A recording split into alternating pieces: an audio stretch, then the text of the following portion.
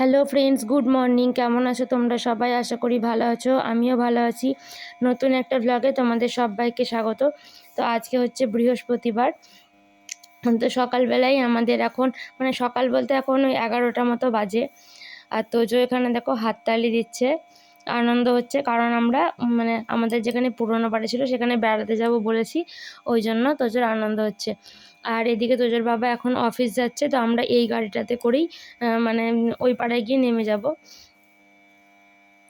তো আমাদের সকাল সকাল রান্না বান্নাও হয়ে গেছিলো, কারণ যেহেতু খেয়ে গেছিলো তোজোর বাবা। তো আমরা এখন চলে এসেছি, আমাদের যেখানে পুরোনো বাড়ি ছিল সেই পাড়ায় চলে এসেছি। আর তোজো এখন রাস্তায় খেলা করছে। আর এখানে দেখো অনেকগুলো কুকুরের বাচ্চা হয়েছে, তো যখন এদেরকেই দেখতে আসছে। তো ওরা এখন রোদে এখানটায় রোদ পোয়াচ্ছে।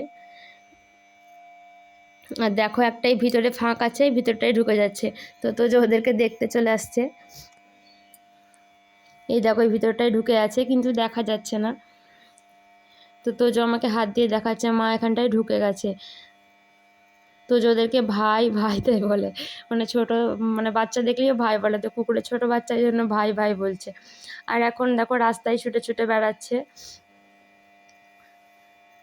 আর এদিকেও ঠাম্মা ডাকছে যে আর যেও না, আর যেও না তাই বলছে। তা সত্ত্বেও ও নিজে যতটা ফাঁকা রাস্তা পাবে ওর কোনো ভয় নেই, চলে যায়।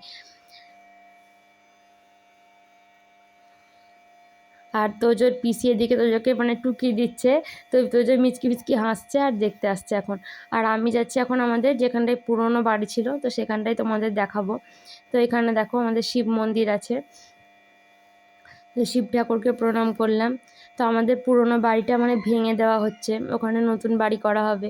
তার জন্যই ভাবলাম লাস্ট ভিডিও করি। আগে আমি পুরনো বাড়িতেই ভিডিও করতাম, অনেক আগের ভিডিও ছিল ওগুলো। তো প্রায় 1-2 বছর হয়ে গেছে। তারপরে মাঝখানে তো অনেক দিন করিনি ভিডিও। তো দেখো এখন আমাদের এটা হচ্ছে পুরনো বাড়ির ঢোকার দরজাটা, গেটটা। তো এইখানেও আমাদের একসঙ্গে দুটো বাড়ি ছিল, এইটা হচ্ছে একটা বাড়ি। তো এই বাড়িটা হচ্ছে ছোটো কাকুরা থাকে। আর এইটা হচ্ছে আমার ননদের মেয়ে। তো এখন ফোন নিয়ে খেলা করছে, গান শুনছে। আর এদিকে আমার ননদটা দেখো রান্না করছে।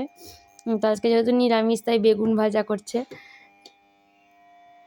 তো ভাজাভুজি ডাল ওইসবই রান্না করছিল, তখন কেবলই বসিয়েছে, তাই আমি একটু ভিডিও করলাম। আর এদিকে তোজো বাবুও চলে এসছে, সাইকেলে করে ঘুরছে। গোটা পুকুরের পাড়টা এক পাক করে দেয়। এখানে যে পুকুরটা দেখতে পাচ্ছ ওই পুকুরের এক পাক করে দেয় ও, যার সাইকেল দেখতে পায়, দাদা হোক কাকা হোক। তো এখন দেখো চলে এসছে আমাদের বাড়িতে। তো সমস্ত টিন ছাড়ানো হয়ে গেছে, মাটির বাড়ি ছিল।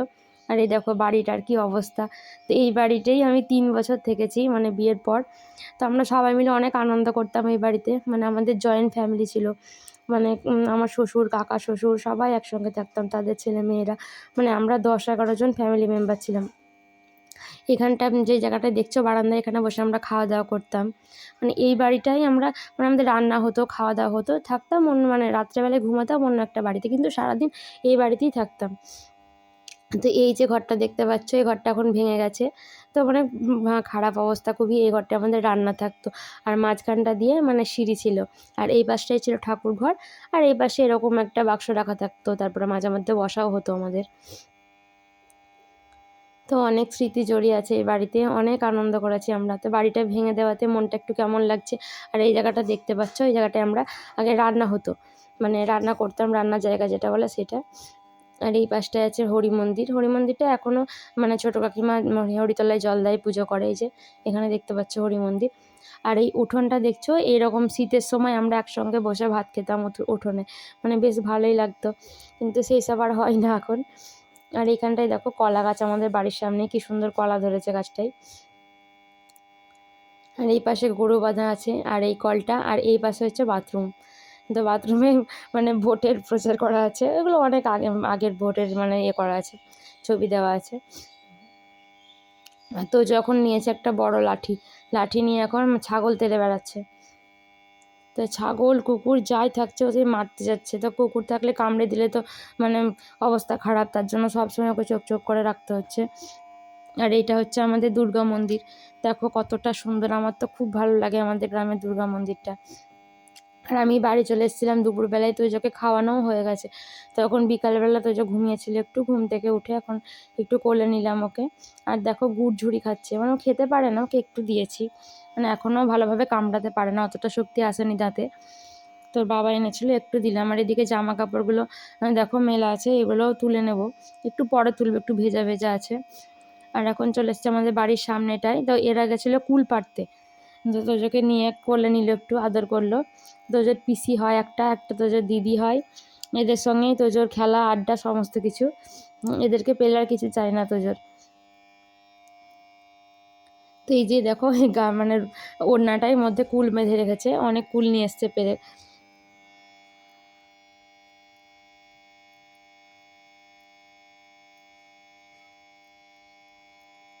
আর এখানে দেখো গরুগুলোকে ঠান্ডা লাগবে ওই জন্য চটের বস্তাকে কেটে, মানে খোলের বস্তা বলে এগুলোকে, তো ওগুলোকে কেটে মানে গায়ে ঢাকা দিয়ে দিয়েছে। আর এই দেখো কুলগুলো বেশ মোটা মোটা হয়েছে, ক্যারিতে করে নিয়ে এসছে বেঁধে। আর এখন তোজোকে ঘরে নিয়ে আসলাম, একটু সেরিলাক খাওয়াচ্ছি, কারণ দুপুরবেলায় সেরকম ভাত খেতে পারেনি, অল্প একটু ভাত খেয়েছিল, তার জন্য খিদে লাগবে বলে সেরিলাক খাইয়ে দিচ্ছি এখন ওকে।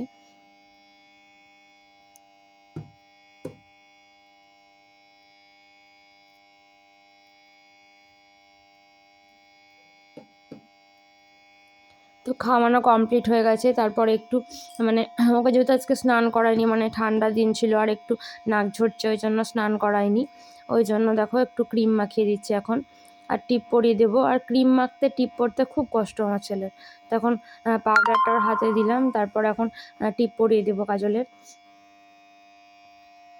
তারপর তখনও পিসিদের সঙ্গে ঘুরতে যাবে, তার জন্য ওকে রেডি করিয়ে দিচ্ছি এখন।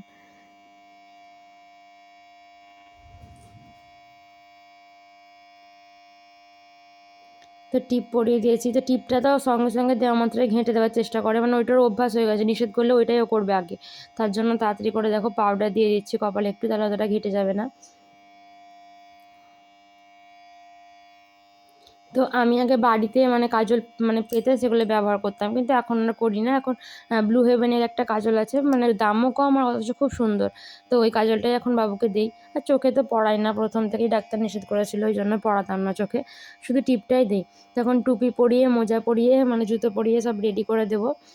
আর এদিকে তো জামাগুলো তুলে নিয়ে এসেছি, এখন শুকিয়ে গেছে, তখন সেগুলোকেই মানে গুছিয়ে ভরে নিচ্ছি।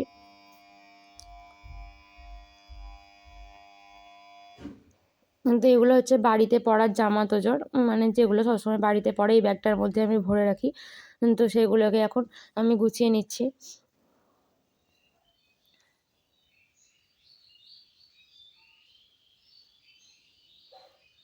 তো শীতকালে অনেক জামা কাপড়, দেখো এই ব্যাগটাই পুরো ধরছে না, আমাকে একটা অন্য বড় ব্যাগ করতে হবে। তো ভিডিওটা কেমন লাগলো জানিও, ভিডিওটা এখানেই আমি শেষ করছি। আশা করি তোমাদের ভালোই লাগবে, আর তোমরা একটু সাপোর্ট করো, তোমাদের সাপোর্ট না হলে আমি একদমই এগোতে পারবো না। তো আমার জামা কাপড় ভরা কমপ্লিট হয়ে গেছে, এবার রেখে দেবো। তো এখানেই ব্লগটা শেষ করছি, ভালো লাগলে একটা লাইক করো।